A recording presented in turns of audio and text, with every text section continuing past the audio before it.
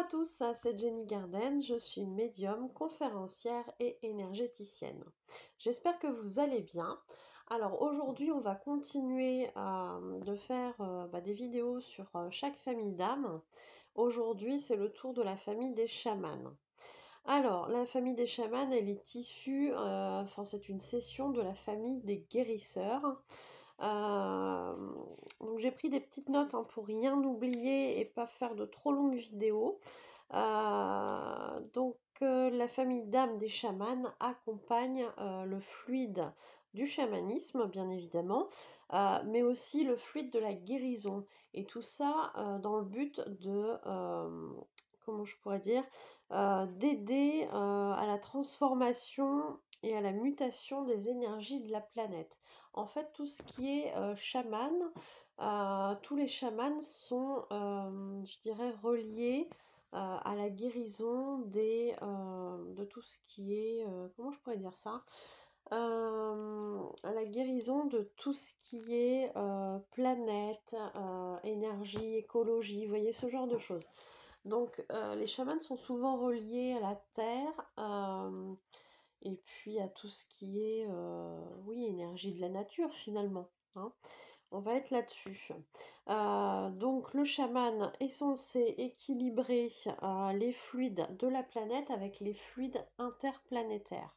Donc avec toutes les planètes qu'il y a autour dans le système solaire. Alors je suis désolée, j'ai à chaque fois un reflet, là je le vois ici. J'ai pas pu faire mieux. Bon, j'espère que ça vous ira. Oui, alors pour être dans la famille des chamans, il faut pas se dire voilà, je suis pas amérindien donc je ne suis pas un chaman. C'est un piège. En fait, la famille d'âmes des chamans, ça reste une âme, si vous voulez. Donc nous, dans notre identité terrestre, on va être peut-être caucasien, on va être asiatique, on va être hindou, je ne sais pas, ou autre, hein, peu importe. Peu importe le continent, peu importe la nationalité. Le chaman est chaman dans son âme. Donc s'il est amené à faire des transmutations de l'énergie de la nature, forcément, à un moment donné, peu importe où il se trouve, il le fera. Vous voyez ce que je veux dire? Donc on n'a pas besoin d'être un Amérindien, par exemple, pour être un chaman. C'est le cas de beaucoup de gens qui le savent ou qui ne le savent pas, hein, d'ailleurs aussi, c'est tout à fait possible. Il ne faut pas se focaliser sur l'image du chaman. Alors souvent, quand on est issu de la famille des chamans, on a effectivement à un moment donné dans ses vies antérieures été un chaman amérindien, parce qu'on en passe aussi par là à un moment donné, hein, on en passe aussi par ce stade-là. Est-ce que je vous ai tout dit? Ça oui, je vous l'ai dit, ça aussi. Le test, hein, oui, le test, ça je vous l'ai pas dit, le test du chaman, ça va être de pas trop s'ancrer dans la physicalité. Parce que du coup, en étant trop dans le monde physique, etc., on va être trop, je dirais, absorbé par tout le côté matériel et voilà, trop le côté matériel justement. Et on va pas être assez centré sur cette idée qu'on est un guérisseur ou un transformateur. Toujours, on parle quand on dit transformateur, transformateur d'énergie, transmutateur, on pourrait dire aussi finalement, puisque l'idée de transmuter les énergies, elle est là pour les chamans. Donc, la transmutation, c'est quoi? C'est faire de quelque chose qui est a priori négatif quelque chose de positif. Donc apporter de la lumière à quelque chose qui est sombre à la base. Hein, on va dire ça comme ça.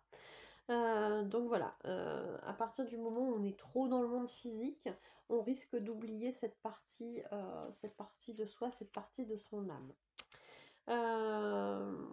Voilà, donc c'est un test que l'âme a passé dans toute son incarnation finalement. Après voir comment ça se passe, hein. Soit on réussit le test, soit on échoue.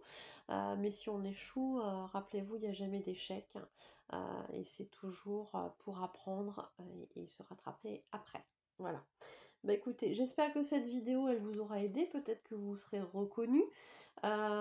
Si c'est le cas, n'hésitez pas à le mettre en commentaire, ça me fera plaisir.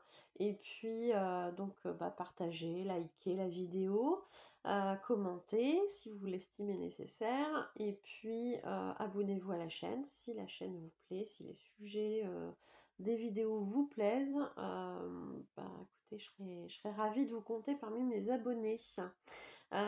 Pour ceux qui souhaiteraient une voyance ou une guidance, ou un soin énergétique, c'est tout à fait possible et ce même à distance.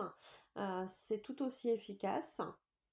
Donc que ce soit par téléphone, par Messenger, ou éventuellement aussi, bah, avec la position des mains, à distance, l'envoi d'énergie.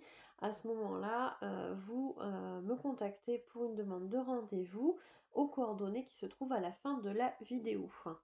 J'espère que ça vous aura plu. Je vous souhaite de bien prendre soin de vous et je vous dis à bientôt.